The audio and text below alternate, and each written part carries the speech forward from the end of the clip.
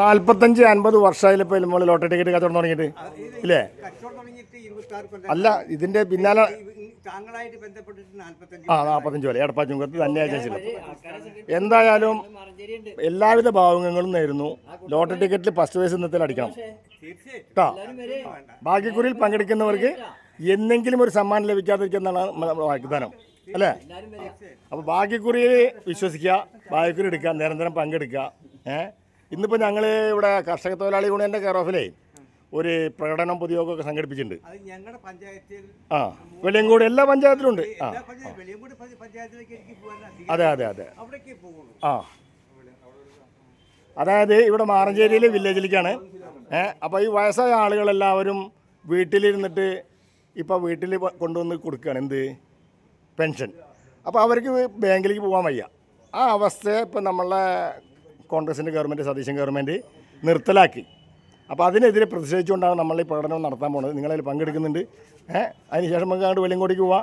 അപ്പോൾ ഇപ്പം നമുക്ക് പെൻഷൻ എന്ത് ചെയ്യണം, വീട്ടിൽ തന്നെ കൊണ്ടു തരണം എന്നാണ് നമ്മൾ ആവശ്യം കേട്ടോ. അപ്പോൾ അതിനുള്ള സംവിധാനങ്ങൾ സർക്കാർ ചെയ്തു തരണം എന്നാണ്. ആ,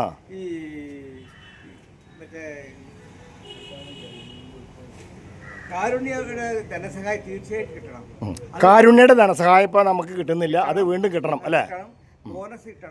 ബോണസ് പെൻഷൻ എല്ലാം കിട്ടണം. പിന്നെ സർക്കാർ ജീവനക്കാരെ പോലെ ലോട്ടറി തൊഴിലാളികൾ വിദ്യാഭ്യാസമുള്ളവരെ സർക്കാർ അനുകൂലിക്കും വേണം. MA BA BCom പഠിച്ച ആൾക്കാരുണ്ടാവും, അവർ ജോലിയില്ലാതെ ലോട്ടറി കച്ചവടം ചെയ്യാൻ അവരൊരു ഒരു ജോലി സ്ഥിരപ്പെടുത്തണം. അത് മാത്രമല്ല ഈ സർക്കാർ ചെയ്യുന്നത് ഇത് ഇല്ലായ്മയാക്കാൻ ശ്രമം നടത്തുക, അത് ശരിയല്ല. അതിനു വേണ്ടിയിട്ട് നമ്മളിത് CIT യൂണിയനും മറ്റു യൂണിയന്മാരും ശക്തമായ സമര പരിപാടിയായിട്ട് മുന്നോട്ട് പോവുക. അതായത് കാരുണ്യ ബെനിഫിറ്റ് ഫണ്ട് അല്ലേ, അത് നമുക്ക് വീണ്ടും പുനഃസ്ഥാപിക്കണം അല്ലേ? അതില്ലെങ്കിൽ പിന്നെ സമ്മാനം പുതുക്കി നിശ്ചയിക്കണം. അത് മാത്രമല്ല പഴയ 7200 ഉൾപ്പെടെ പൈസ തന്നെ കിട്ടണം. ഇത് കേന്ദ്ര സർക്കാർ ചെയ്യുന്നത് 40% ടാക്സ് വാങ്ങുന്നു. ഈ അവർ ചെയ്യുന്നതൊന്നും ശരിയല്ല. ഈ വൻകിടക്കാരന് എന്തെങ്കിലും വാങ്ങിക്കോട്ടെ. എന്തിനാ ഈ പാവങ്ങൾ ചെയ്യുന്ന കച്ചവടത്തിൽ മണ്ണ് വാരിയിടുന്നത്? ഇല്ല, അവര് തരും. നമ്മൾ നിരന്തരമായിട്ട് സമരം ചെയ്യുന്നവർക്ക് മാത്രമേ ഇത് കിട്ടുള്ളൂ. 6% ടാക്സ് പിടിക്കുന്നുള്ളൂ. ജനങ്ങൾ തെറ്റിദ്ധരിപ്പിക്കാൻ വേണ്ടി പലരും ചെയ്ത് നോക്കുന്നുണ്ട്.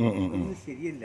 ഇന്നത്തെ കർഷക സംഘത്തിന്റെ സമരം വൻ വിജയമാക്കണം. കർഷക തൊഴിലാളി തൊഴിലാളികളുടെ സമരം വൻ വിജയമാക്കണമെന്നാണ് എൻ്റെ ഒരു ആഗ്രഹം.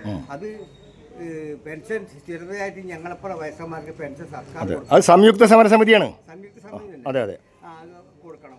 അപ്പം ഞാൻ കോതമുക്കിലേക്ക് പോയിക്കൊണ്ടിരിക്കും. ആയിക്കോട്ടെ, ശരി. എന്നെ കാണാം.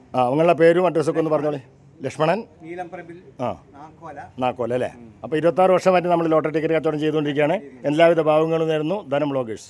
ഓക്കെ.